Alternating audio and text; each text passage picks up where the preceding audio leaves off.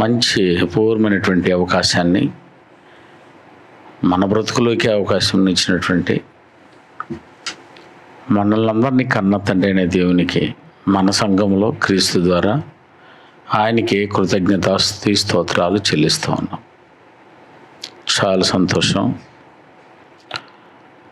ప్రియులరా, సంఘం దేవుని దృష్టిలో అపూర్వమైనటువంటి ఇల్లు. మనం ఏమనుకున్నామంటే భూమి మీద సంఘం అంటే ఎవరో అవసరాలను పోయి తీర్చుకొని వచ్చేదానికి ఒక హాస్పిటల్ లాగా సంఘానికి వెళ్ళేవారు ఉన్నారు. కొంతమంది దృష్టిలో సంఘం అంటే చాలా హీనకరంగా చూస్తూ ఉన్నటువంటి సమాజం నేడు కనిపిస్తోంది. వాళ్ళ దృష్టిలో సంఘం అంటే ఏందో తెలియదు. కానీ సంఘాన్ని దేవుడు గొప్ప దృష్టిలో చూస్తున్నాడు.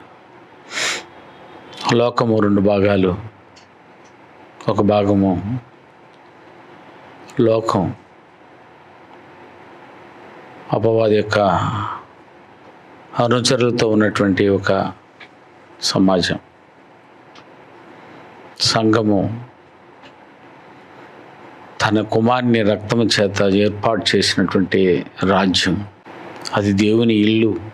నిరంతరము శాశ్వత కాలం ఉండేది సంఘం. ఎక్కడైనా పరలోకమందైనా ఈ సంఘమే ఉండబోయేది. అంతటి దృష్టిలో దేవుడు చూస్తూ ఉన్నాడు. అది మనకు కూడా అర్థం అవ్వాలని, ఆ సంఘం యొక్క నమూనాను ప్రతి ఒక్కరూ తెలుసుకోవాలని, ఎవరు ప్రపంచంలో పాఠం చెప్పినా సంఘమును ఉద్దేశించి ఈ తాత్పర్యాన్ని కలిగి ఉండాలి. సో వాటిని పరిపూర్ణంగా అర్థం చేసుకున్న వాడే నిజమైన క్రైస్తవుడు. వాటి నమూనాను అర్థం చేసుకుని వాటి కొరకు తమ జీవితాన్ని మార్చుకునేవాడే దేవుని కుమారుడు, దేవుని కుమార్తె. ఇది తెలియకుండా ఆరాధనకు రావడం, పాటలు పాడేసి వెళ్ళిపోవడం, అవన్నీ దేవుని కుమారులు అనుకుంటే పొరపాటే. అందుకని మనం మాట్లాడుతున్నటువంటి అపూర్వమైనటువంటి ప్రతి సంఘటన సంఘంలో ఉన్నటువంటి న్యాయమైనటువంటి వ్యక్తిత్వ నిర్మాణానికి సంబంధించినటువంటి విషయాలనేది తర్కిస్తూ ఉన్నాం. గత కొన్ని ఏళ్ళుగా నిర్జీవ క్రియలను విడిచి జీవము గల దేవుణ్ణి సేవించుట ఎలా అన్నటువంటి పాఠాన్ని కూలకుశంగా మనం ఆలోచించాం. మరి ఈ వారం నుంచి ఒక కొత్త పాఠాన్ని, ఒక కొత్త సంఘం యొక్క నమూనా విధానాలను మనము పరిశీలించబోతున్నాం. సంఘమును గూర్చి తెలియజేయడానికి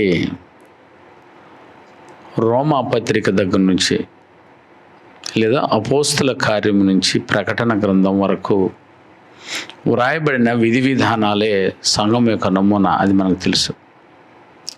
క్రీస్తు యొక్క జనన, మరణం, సమాధి, పునరుద్ధానం గురించి తెలుసుకోవాలని అంటే సువార్తలు.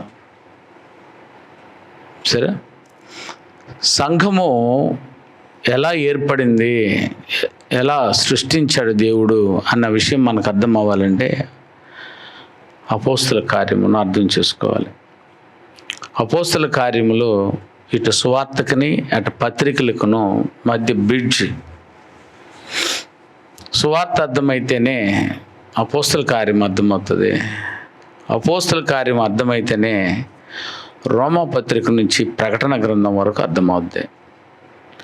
కానీ సంఘానికి వచ్చిన వాళ్ళకి ఈ విషయం, ఈ పాఠం ఏది తెలియని వాళ్ళకి దేవుడు ఆశీర్వదించేవాడుగానే కనబడిపోతాడు. దేవుడు ఆపద్బాంధవుడుగానే కనబడిపోతాడు. వారికి సంఘ నమూనా తెలియదు. సో ఇప్పుడు ప్రతి సంఘము తెలుసుకోవాల్సినటువంటి ఈ కొత్త నిబంధన 3 భాగాలు చేసి, ఒక భాగాలు సువార్త అయితే మరో భాగము పత్రికలు, సంఘానికి కావలసిన విషయాలను తెలియజేసేది పత్రికలు అయితే, సంఘం ఏర్పడుటకు, స్థాపించబట్టు గల కారణాలను చూపేది అపోస్తుల కార్యం. ఇవి భాగాలుగా విభజించి బైబిల్ను బోధించుకోవాల్సినటువంటి పద్ధతి. అందుకని బాప్తీసం పొందడానికి ముందు మీకు సువార్తను గురించి పూర్తిగా చెప్పేశాం. సువార్తలో 4 ఉన్నా ఆ 4లో క్రీస్తు జననం, మరణ, సమాధి, పునరుద్ధానం గురించి కూలంకుషంగా చెప్పిన తర్వాతే మీకు బాప్తిస్మం ఇప్పించాం. బాప్తిస్మం పొందిన తర్వాత సంఘములోకి మిమ్మల్ని చేర్చాము. సంఘము అంటే ఏంటో, సంఘం యొక్క నమూనంతా నూరిపోసాం. అడు తర్వాత సంఘములో చేరిన తర్వాత మేము ఎటు నడుచుకోవాలి, మేము ఎలా బ్రతకాలి అని అన్నప్పుడు రోమాపత్రిక నుంచి ప్రారంభిస్తూ వచ్చాం. రోమాపత్రికని ఇన్ని ఏళ్ళు చూసాం. రోమాపత్రిక యొక్క సారము 13వ అధ్యాయం. 13వ అధ్యాయంలో సంఘం ఎలా ఉండాలో దేవుడు ఎదురు చూస్తున్నటువంటి ఆ నమూనా ఏంటో కూలంకుషంగా రోమాపత్రికలో అద్భుతంగా మీకు నాళ్ళు బోధించడం జరిగింది. ఇప్పుడు అదే సంఘాన్ని గురించి మేము ఇంకా ఎక్కువ దాన్ని నేర్చుకోవాలి అని అంటే నెక్స్ట్ బుక్కే కొరింథీయులకు రాసినటువంటి పత్రిక. ఈ పత్రికలో సంఘం యొక్క నమూనాను గురించి ఏం రాయబడి ఉంది, మేమేం నేర్చుకోవాలి. రోమపత్రికలో ఏమి నేర్చుకున్నారంటే సేవ చేయాలి అన్నది నేర్చుకున్నారు. కానీ కొరింథీ సంఘంలో మీరు ఏం నేర్చుకోవాలి, ఆ కొరింథీ సంఘం యొక్క పరిస్థితులు ఏంటి అన్నది ఇది ఎన్ని ఏళ్ళు పడుతుందో మీరు నేర్చుకునే దాన్ని బట్టి అర్థమవుతుంది. ఇన్ని ఏళ్ళు రోమపత్రికను నేర్చుకున్నారు. రోమపత్రికలో ఆరాధనకు సంబంధించిన విషయాలను, సంఘాన్ని ఉద్భవించిన దగ్గర నుంచి సంఘాన్ని కాపాడుకొని ఆయన ఎదుట నిలబెట్టేంత వరకు ఏం కావాలో, నిర్జీవకులను విడిచి జీవం గల దేవుణ్ణి ఎలా సేవించాలో వాటిని అన్నింటినీ కూలంకుషంగా రోమపత్రికలో నుంచి మరల ప్రకటన గ్రంథం వరకు ఉన్నటువంటి విషయాలను దాని కొరకు చూసారా, అందులో నుంచి లాగి రోమపత్రికలు చూపించాం పాఠాలను. ఇప్పుడు కీలకంగా కొరింథీ పత్రికను తీసుకోవాలి.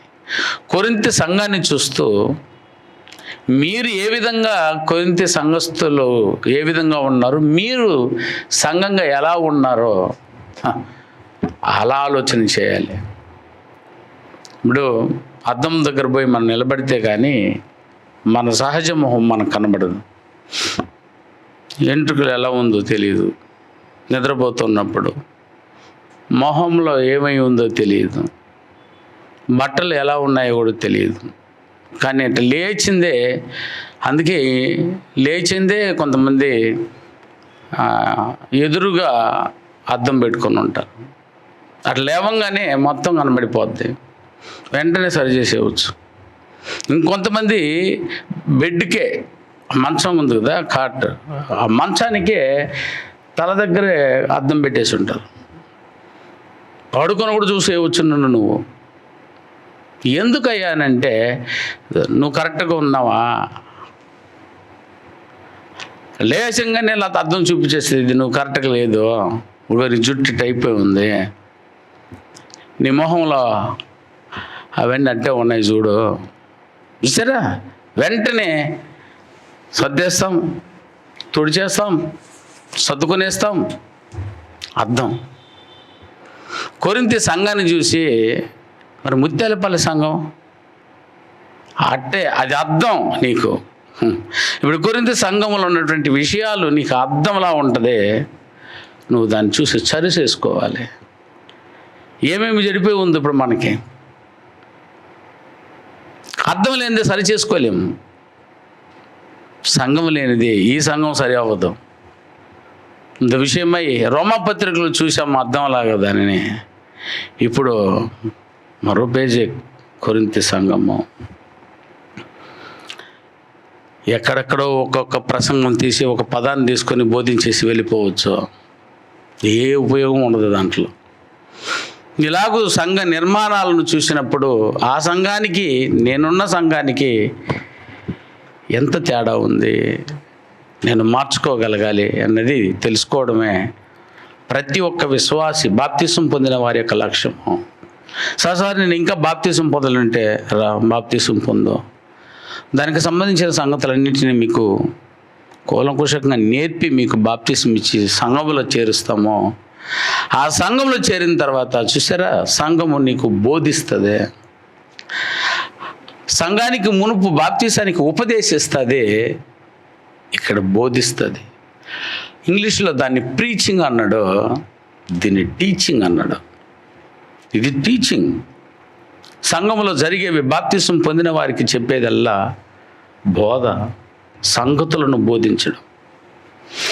ఒక వ్యక్తి, పాపములో ఉన్న వ్యక్తి సంఘంలో ప్రవేశించిన తర్వాత పరిశుద్ధుడుగాను నిర్దోషుడుగాను పరలోకానికి వెళ్ళిపోవాలని అంటే ఖచ్చితంగా అతను సంగతులను గైకొనేటట్టు ఆయనకి బోధించాలి. అందుకే బోధించేది మీరు గైకొని రావడానికి అనే విషయాలన్నిటిని ప్రాథమికంగానే మీరు అన్నీ విన్నారు. ఈరోజు మనసును దగ్గర పెట్టుకుని, ఏ రోజు మహనీయులు కొంతమంది రాలేదు, వారి కర్మ. ఒకసారి ఆలోచించండి, ఈ మంచి అవకాశాన్ని వారు జారవిడ్చుకుంటున్నారు.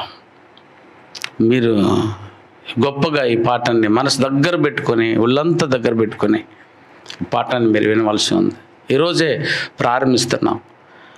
పునాదే లేని వాడికి కట్టడాలు నిలబడదు. ఎప్పటికీ ఏదైనా మనం ప్రారంభము చెప్పేటప్పుడు అది వినేస్తేనే, కరెక్ట్గా పడితేనే ఇక నేనేం చెప్పబోతున్న విషయం మీకు అర్థమవుతుంది.